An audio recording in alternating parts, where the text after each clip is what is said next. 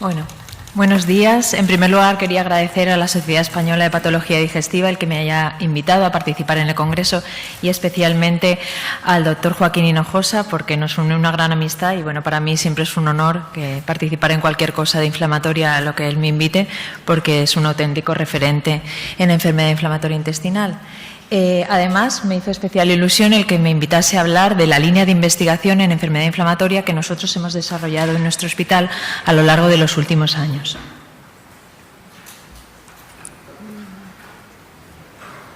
Muy bien. Siguiente, por favor. Bueno, las puedo pasar yo aquí. Muy bien.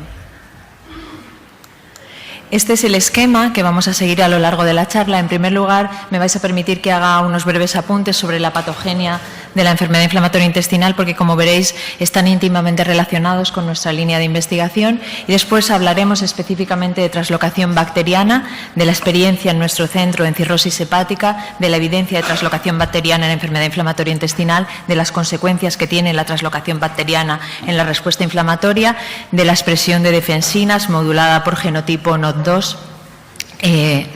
respecto a la translocación bacteriana y de la susceptibilidad genética a la translocación y de otras consecuencias como la respuesta anti-TNFs en enfermedad inflamatoria intestinal asociada a las mutaciones NOD2 y a la disminución de las células T reguladoras FOX3P.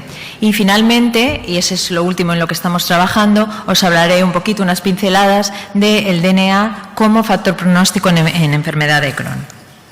Pues bien, esta imagen es clásica, no voy a insistir mucho. Como sabéis, la patogenia de la enfermedad inflamatoria intestinal es desconocida, pero está claro que en ella influyen los antígenos luminales, especialmente bacterianos, que van a condicionar en los pacientes que tienen una susceptibilidad genética una respuesta inmune anómala que llevará finalmente al desencadenamiento de la inflamación y a los síntomas de la enfermedad inflamatoria intestinal.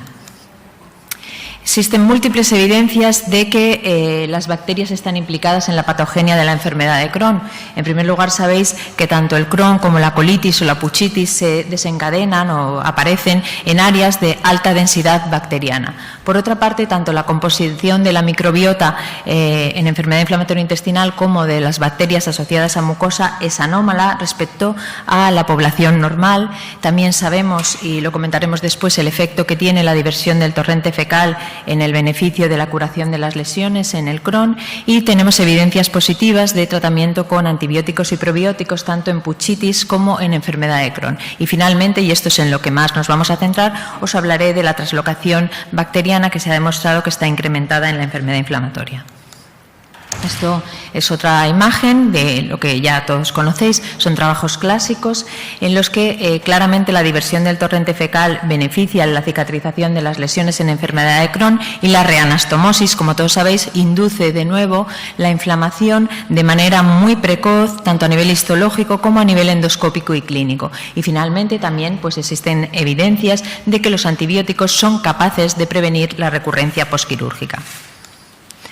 Bueno, esta imagen es un esquema en el que os quiero, sencillamente introducir en el tema de que las bacterias, para que se produzca frente a ellas una respuesta defensiva, tienen que ser reconocidas por una serie de receptores. Por un lado están los receptores de la familia Toll-like receptors, que son receptores que se caracterizan porque son transmembrana y son cada uno de ellos específicos frente a fracciones bacterianas, como por ejemplo los lipopolisacáridos van a ser reconocidos por los TLR4, como veis aquí, o los TLR9 van a reconocer otra fracción de las bacterias, como son los TPG-DNA, y después tendremos otra familia de receptores, que son receptores intracelulares, que son la familia de los NOD2, sobre las que nos vamos a centrar posteriormente, y que reconocen específicamente los muramildipéptidos, que es una porción de los peptidoglicanos. Todo ello, una vez que se produce la interacción entre los receptores y los fragmentos bacterianos, va a desencadenar a través de la vía NF-kappa-beta una respuesta proinflamatoria en situaciones fisiológicas y en la enfermedad inflamatoria intestinal. ¿Qué es NOD2? NOD2 es un receptor pivotal porque es un receptor intracelular de peptidoglicanos y su mutación, como veremos después, confiere una respuesta alterada defensiva frente a las bacterias. Fue el primer gen de susceptibilidad genética descrito en enfermedad de Crohn y se caracteriza porque la mutación en el mismo asocia a determinados fenotipos, como el fenotipo fibroestenosante, y la presencia de afectación a nivel ileal en la enfermedad de Crohn. La presencia de esta mutación confiere un riesgo aumentado de ileitis por enfermedad de Crohn y existen diferentes incidencias según grupos poblacionales. Os quería hacer también mención de unos polipéptidos importantes en la respuesta defensiva frente a las bacterias, que son las defensinas. ¿Qué son las defensinas? Son pequeñas proteínas que tienen una amplia capacidad bactericida frente a bacterias gram positivas, gram negativas, pero también frente a protozoos, hongos y virus. En condiciones normales, en homeostasis, existe un equilibrio entre los microorganismos y la producción de defensinas, de tal manera que son capaces de controlar estos microorganismos que forman parte de la luz. Y la hipótesis de lo que sucede en la enfermedad de Crohn es que se produce un desbalance entre los microorganismos y la expresión de las defensinas y la función de las mismas, de tal manera que se produce un sobrecrecimiento de las bacterias que son capaces de invadir la mucosa y de desencadenar la respuesta inflamatoria. Son algunos trabajos, como de este grupo alemán de Edward Stanch, lo que demostraron es que cogiendo un grupo de pacientes con enfermedad de Crohn, algunos de ellos presentaban la mutación NOT2 y otros eran salvajes, es decir, no tenían la mutación, y un grupo de controles, lo que se observó es que cuando se estudiaba la expresión ileal de las defensinas, aquellos pacientes que presentaban la mutación NOT2 claramente podían producir una cantidad de defensinas menor que los pacientes que no tenían la mutación.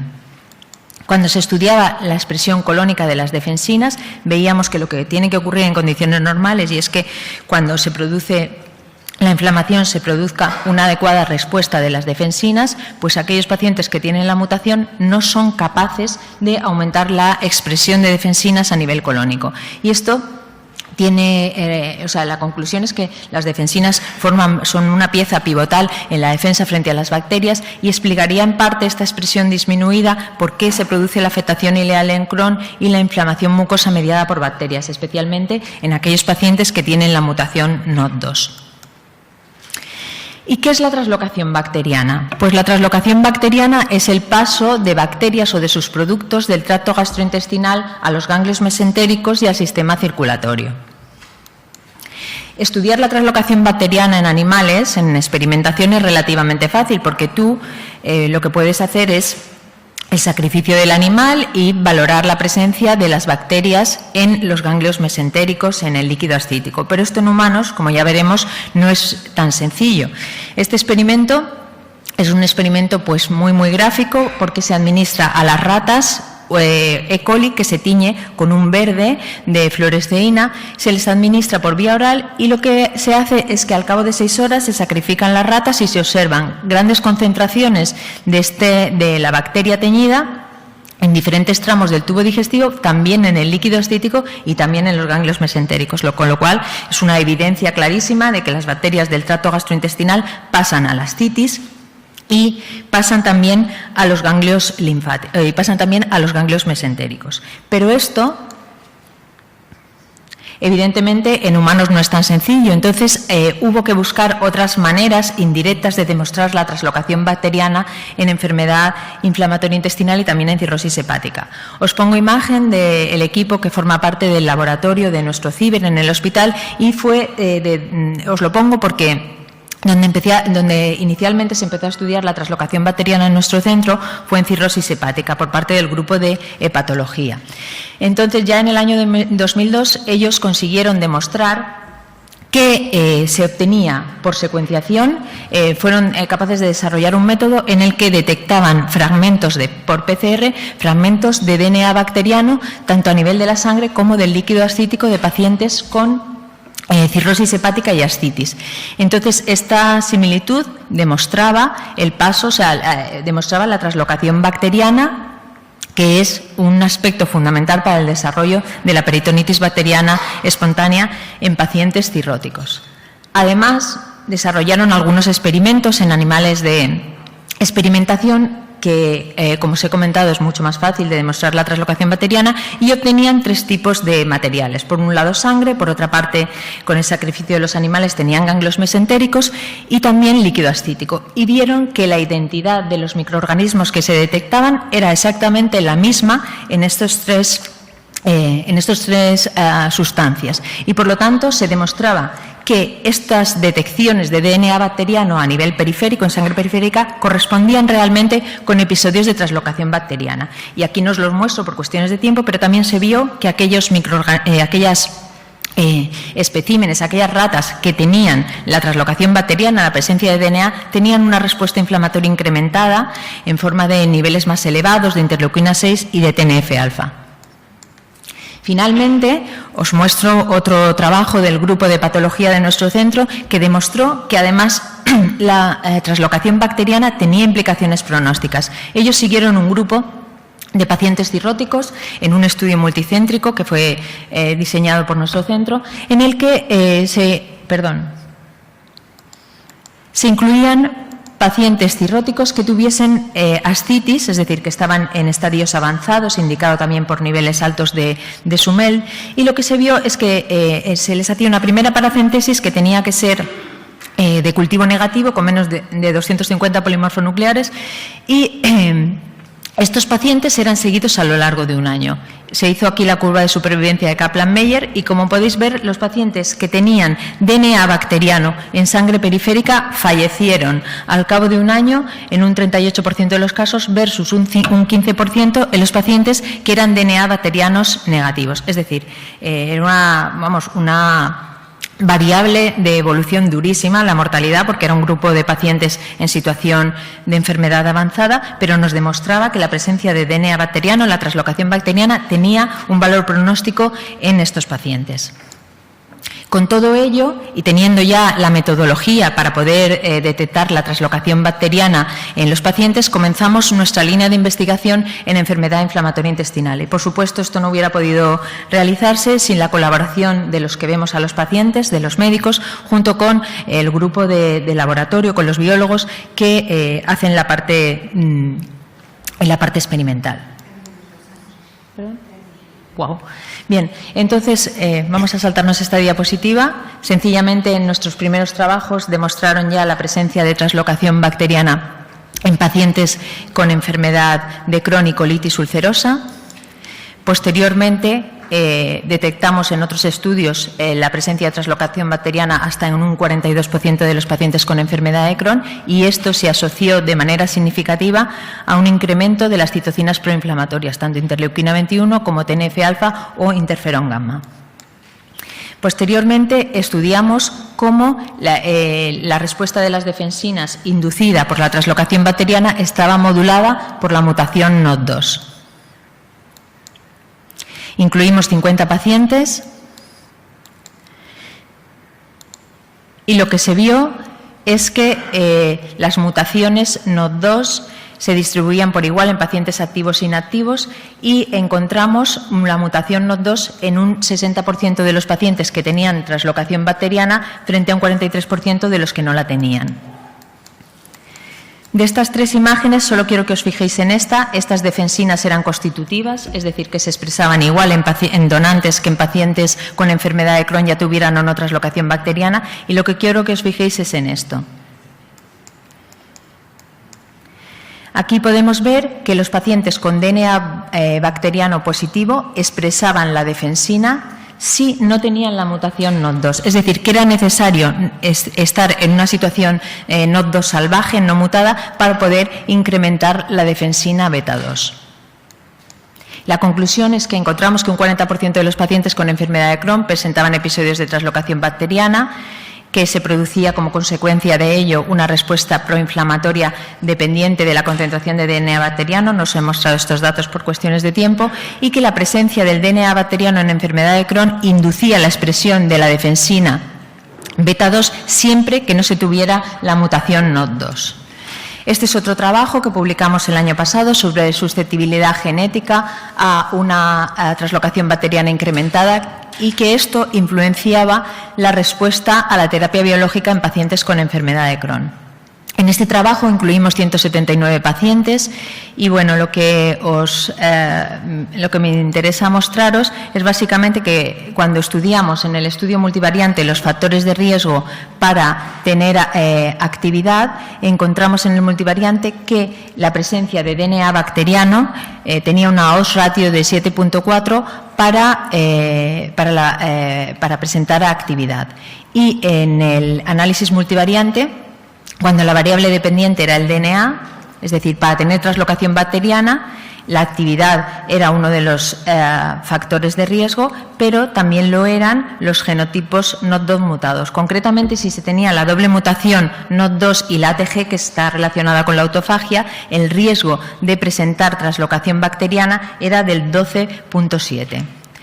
De tal manera que la conclusión fue que existía un riesgo incrementado a la presencia de DNA en sangre en pacientes con la doble variante NOD2-ATG, así como una asociación independiente entre la presencia del antígeno bacteriano y la actividad clínica de la enfermedad. ¿Y por qué este riesgo está incrementado? Pues porque las capacidades fagocítica y bactericida de los pacientes están disminuidas si tienen alguna de las dos mutaciones NOD2. Y finalmente, esta era una imagen que os quería mostrar de cómo los pacientes en terapia intensificada tenían las mutaciones. Cogimos un subgrupo de pacientes que estaban en terapia biológica y vimos que aquellos pacientes que necesitaban intensificación tenían las mutaciones NOD2 de manera más frecuente. Y asimismo se observó que también era más frecuente la presencia del DNA bacteriano entre aquellos pacientes que necesitaban intensificación. Se vio que los pacientes que tenían alguna de las mutaciones NOD2 tenían niveles de anti-TNF-alfa disminuidos. Esto lo que nos quería decir, que tenemos un subgrupo de pacientes con enfermedad de Crohn que tienen la mutación NOD2 y probablemente si estos pacientes experimentan translocación bacteriana van a responder peor a la terapia anti-TNF y van a necesitar en un mayor porcentaje la intensificación. Este es otro trabajo también reciente que se ha publicado este año, que lo que trata de ver es si la terapia anti-TNF está relacionada con la producción de las células T reguladoras, porque parece ser que a los pacientes con enfermedad de Crohn, cuando se les administra el anti-TNF, elevan las cifras de células T reguladoras. Pero existen muchos aspectos desconocidos en este sentido. Entonces, seleccionamos un grupo de pacientes que estaban en remisión en monoterapia biológica y de ellos el 69% no estaban intensificados y el 31% sí. Y se vio que entre los intensificados era más frecuente tener la mutación NOD2 que entre los no intensificados. Los resultados fueron estos. Entre los pacientes intensificados se conseguían cifras o porcentaje de células T reguladoras más elevados y anti-TNF también más elevados, pero esto era así si los pacientes no tenían la mutación NOD2. Así podéis ver que los niveles más bajos de TNF-alfa y más altos de interleuquina 10 correspondían al grupo intensificado y que no tuvieran la mutación, mientras que los niveles más altos de TNF-alfa y más bajos de interleuquina 10 correspondían al grupo que no se había intensificado y que además tenía la mutación. Este es un poco el esquema o la explicación de por qué pasa esto. El paciente con enfermedad de Crohn tiene unos niveles proinflamatorios de TNF-alfa muy elevados y por ello en muchas ocasiones va a necesitar la terapia biológica. Si el paciente no tiene la mutación NOD2, todo va a ir bien porque a través de la terapia anti-TNF conseguiremos incrementar las células T reguladoras, disminuiremos los niveles de TNF-alfa y mantendremos unos buenos niveles de fármaco anti-TNF-alfa en sangre. Y sin embargo, en el paciente mutado ocurre todo lo contrario y por ello es muy probable que necesiten intensificación de la terapia. Y este es el último trabajo que os presento, en el que hemos tratado, está todavía pendiente de publicación, estos son datos preliminares y ha contado con el apoyo financiero de los laboratorios AVI, y lo que hemos hecho es intentar ver si el DNA, como se vio en cirrosis hepática, también tiene un valor pronóstico en los pacientes con enfermedad de Crohn. Entonces, hemos evaluado a 6 meses la tasa de recaída en pacientes, los hemos subdividido, 122 pacientes eran DNA bacteriano negativo y 29 eran DNA bacteriano positivo. Y encontramos que entre los que recaían era mucho más frecuente que lo hicieran los pacientes que tenían DNA bacteriano positivo que los que no lo tenían.